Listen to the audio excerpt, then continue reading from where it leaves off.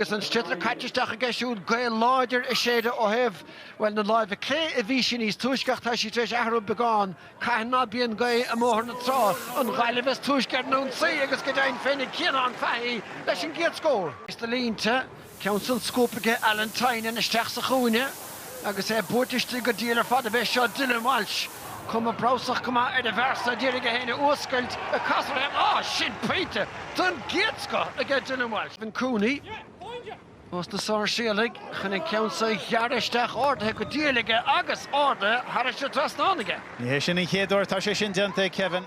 Ní bheith sanna curtinis ar Dara McCarthy agus fágann sé inis hénig agus Ian Murphy á dhéchant le chéile. Nis mar sin, sa bháil amháin anna bheith dianta aige Ian Murphy go dtí seo.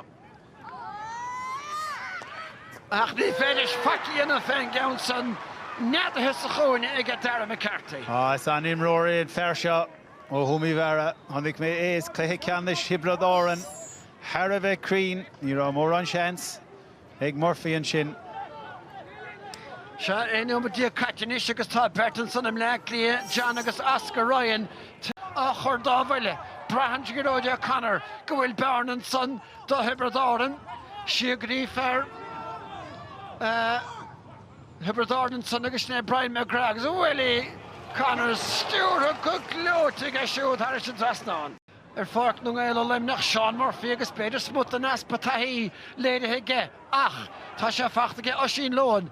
Caithal mór a feidir Sean Murphy a peidiróireacht ná fan éon chortú tálathe agus níl tá sin na hasamh réist. Liam Collins idir an dálaing agus tá sprecaimse go Liam chuma peint an a bhráile. Dála Willie Connors. A ríist ómacha a chéile bhainteach agus tá go leor spáisian san anna bhartaíochtaige Ormond agus Craig Morgan a ríist a chlúiseacht tá sé de dírig bearnach oscailt agus an ceansan leistigh an ggóile an chéad scóir agus a Tiobraid. Na Gaillimh gríosach an gníomhan sa. Ceann fadan san, drist an nós agus an sciaratóca get Jake Morris. Chorach peinte go mór agus de hiig Morris go maithe sin an bhartaíonta. Agus gan éon líróideach teachtasteach agus Collins. Nis ceann náirdisteach a méle chúileán de bhfuil an trosa. Fintan Burke a dírig an ceann san a chosint. Seach cín ar fóréile gan Gaillimh inis. Och cín i gasta Tiobraid agus tá cúil eile fachta chun Geróide O'Connor an scríosanna mór ort. Fear eile bhí a crothú deacrachtaí sa géad le. Agus héna dós goráil John Immert ag Geróide O'Connor agus na Clibbertí seo ar fad ar fud an le. Tá sé ag dul ar taobh Hibrad Árann agus sin ceann eile agus sin droch chosint amachchas amach ní rá éon chosantóirí de ré agus an chúl. Le dálan sa.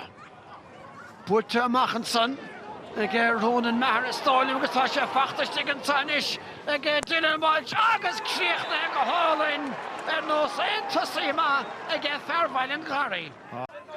Sé seo Joe Fogarty, steach a láirslí tóiste go des cho fad le Sam O'Farrell's beidir go dúireach Sam Féfaintin sa agus an méid sin diantaige agus an peinte fachta ag Sam O'Farrell. Ar a chuoitheachtain sin ar fuair sin slitar. Dóilm go sé gortathe.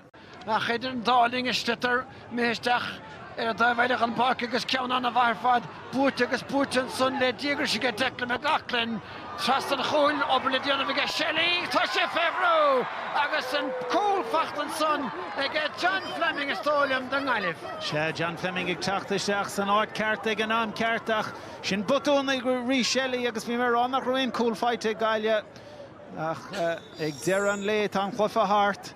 Ach seo botún, ní rá sé an ansmacht a churann slitar agus nar cháil sé sin, cháil sé an tám, tháinig lóhan isteach.